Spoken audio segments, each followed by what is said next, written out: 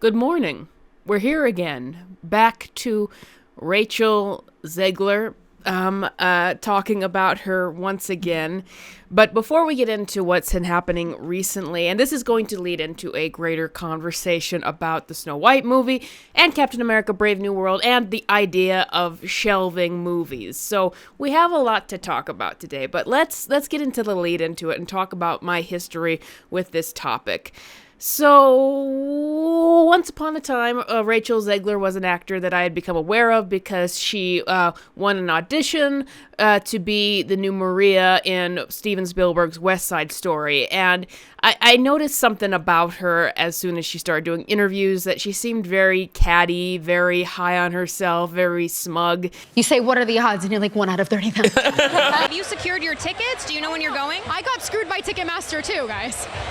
Celebrities are just like us. In a very non-self-aware kind of way, and she got herself into various controversies. Like, for example, she was filming the Snow White movie, and she had to be away for that, and she made it sound like she was disinvited to the Oscars or something, or not invited when she should have been for West Side Story. Caused some controversy online where people got her invited there. Little did we know that she just didn't neglect to mention she wasn't at the Oscars because she was filming a film, and that that entire film had to halt because they had to get her at the Oscars just to look good so they wouldn't look bad because of the controversy that she may or may not have started. But she didn't sound like she was regretful that she had made any accidents about how she communicated. She just sounded like she was happy to be there. I can't believe we're here tonight at the Oscars. And I never thought that I would be here 6 days ago. We did it. Dreams really can come true pretty fast, too. And so Rachel Zegler was just this personality that really rubbed people the wrong way. And that was before the big controversy happened. During the strikes, this video went viral about her various talks about the Snow White movie and various things that she said about it. In that same diva tone. There's a big focus on her love story with a guy who literally stalks her. Yeah. Weird. It's no longer 1937, and we absolutely wrote a Snow White that is not going to be saved by the prince. She's not going to be saved by the prince, and she's not going to be dreaming about true love. Cast a guy in the movie, right. Andrew Burnap, great dude. All of Andrew's scenes could get cut. Who knows? It's Hollywood, baby. And this just was the culmination of a lot of things that had been said for lots of years, where it just seemed like she was so very, very high on herself. And so I, after seeing the culmination of all this stuff, thought I'll do a video talking about it and talking about how she needs to change her tone or she's going to get herself into a lot of trouble. And that video went semi-viral for this channel. And that was the start of when Rachel Zegler kind of became a punching bag on YouTube because she just had such a volatile personality. And from there, my video picking up, and from so many other people doing videos about how awful Rachel Zegler was. There were so many videos and news articles that came out that were kind of being dishonest or just milking this so hard. Making out that she was dropped out of movies because of the controversy and putting words in her mouth that she didn't say. All the while the strike was happening, so she couldn't say anything. But then here's what happened to me and what set apart from everything else. I'm a fan of Hunger Games, and I noticed that when the Hunger Games came out, her tone had really, really changed. All of that a smug tone in her voice had gone away. She just sounded normal. Sarah Tooley, my stylist, and I work together tirelessly just to make sure that we're bringing something to the fans because they matter the most. And she did a little thing with Variety that was kind of deflecting the criticism, just a little like, I'm only human and people can be really mean. And at that point, a lot of people were really going overboard with it. And I thought to myself, because I felt bad because I had done one of the first videos on this stuff, I thought, this controversy has gone on for too long. It's been overblown, and you risk the fact that someone might not actually change or understand what the controversy was about if you go too far with it. So then I made a second video abdicating myself in the situation, saying we need to move on, and that it sounds like she's kind of changing her tone, and that's all I thought needed to happen in the first place. And I thought it's only fair if I abdicate, because all I thought needed to happen in the first place was to change her tone. But then some things happened recently, and we all knew that the Snow White movie, the whole thing that kicked off this controversy in the first place, was gonna bomb, because that was already a lightning rod of controversy for all of Disney's progressivism and all of that kind of stuff, and people being tired of live-action remakes and all of that kind of stuff. Already a lightning rod. And so we all knew that with that, combined with Rachel Zegler's comments, that movie was just DOA. However, well, a lot of people were upset with me for kind of walking back on it and saying that we need to move on from it with that video. It only took a couple of months for everybody else to catch up. And sooner or later, everyone just kind of calmed down on the whole Rachel Zegler thing. I stopped seeing so many videos about it, and it seemed like people were moving on, finally. But then now we come, after all this recap, to the reason this video is made. A couple months ago, I think it was, a new article came out interviewing Rachel Zegler and her work that she's been doing for theater. And she said some things because the interviewer touched on her various controversies.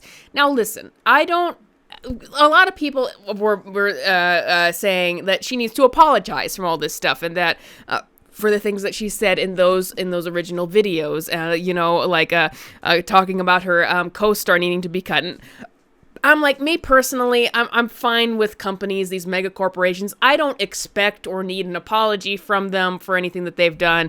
You know, some light deflection and pretending like nothing ever happened is what I expect, and I don't know if I should expect more, but that's normal. I'm fine with that. So if they just continued on that pathway, I wouldn't have anything to say. But here's the problem with this interview, is that they touched on Rachel Zegler's controversies, and she started making it sound like it was the audience's fault in terms of misinterpreting her or mishearing her. For example, they made the controversy over the Oscars out to be something that was not her fault. It was something that everybody else shoved on her.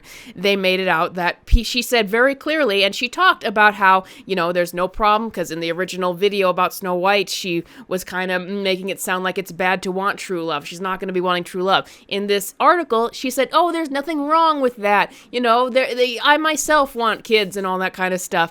And I'm like, that's fine. I'm glad you're acknowledging that there's nothing wrong with wanting true love or anything like that. But here's the problem, is she made it sound that the audience misheard her. So it was the audience's fault for hearing her wrong. Now, if you want to go, I misspoke, we were never really doing that, obviously I would know this is just Disney covering their tracks, trying to make it sound like they were never doing anything. The problem is pinning it on the audience, making it sound like all of these various controversies at various points in her short career were the audience projecting something on her or mishearing her or attacking her. And this article called them toxic Disney fans. I'm like, you can't call anytime anyone has a criticism just toxic Disney fans, toxic Star Wars fans, toxic Marvel fans, toxic Disney fans. Now everyone's toxic. I'm like, listen. I used to have to do customer service, never going back to that job again, but here's what I learned, number one rule of customer service. You are trying to de-escalate the situation. In customer service, if a customer is upset, the last thing you do is ever make it feel like it was their fault. Even if it was their fault, and in this case, it was not the customer's fault, but even if it was, if you make the customer feel like it was their fault, then you just make them even more upset. You're trying to de-escalate things. You say, like, oh, it was our problem here, let's fix it, and then you calm them down. But you never make the customer feel like it's their fault or that you're blaming them, because that just makes them even more upset. Especially in this situation, I'm like, me. The person who was like, I'm abdicating myself from this. I don't want to hate on this person anymore. I don't want to hate people. You're making me go, what? What now? Because I didn't mishear. You can talk about how things got overblown, and by the way, this says that she definitely understands what the original controversy was, but she could have easily said things like, I'm young in my career, I make mistakes. She kind of had a light little, I'm only human in that Variety interview, the first one that came out with Halle Bailey earlier. But the last thing you want to do is be like, oh no, they misheard me. They misinterpreted my words that I clearly spoke. You could have even lightly deflected, I didn't mean that. Fine, we all know that you're just trying to pivot.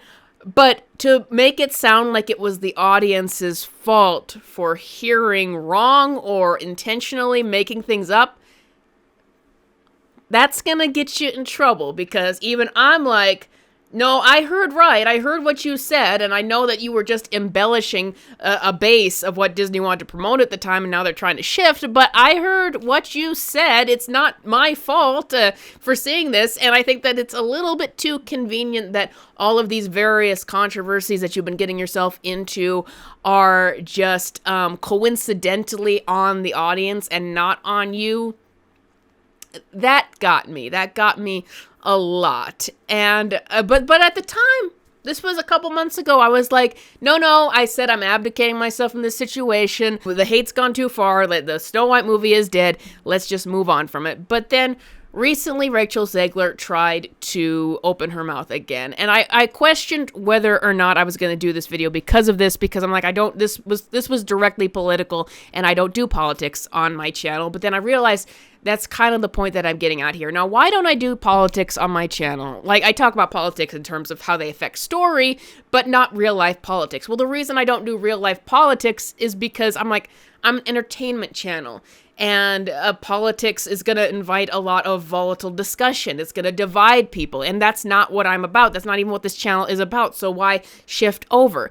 But that's the entire point, is that Rachel Zegler chose to take pot shots at right-wingers who voted for a certain man in office.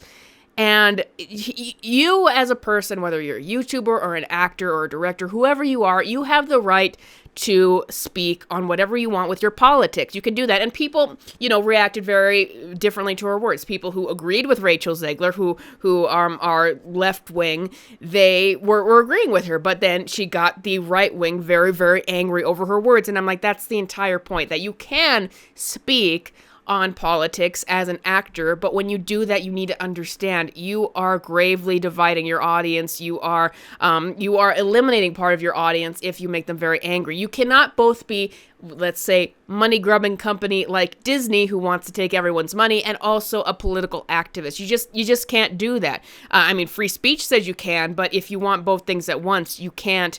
You can't directly talk into politics. But she went on this this Instagram rant about it, and I was like, oh, this is the second time in a row. And this was after the controversy around her calmed down. And it was like she went and put her foot in it again. And sure enough, the firestorm around her started up all over again after that little brief bit of time where it had finally calmed down.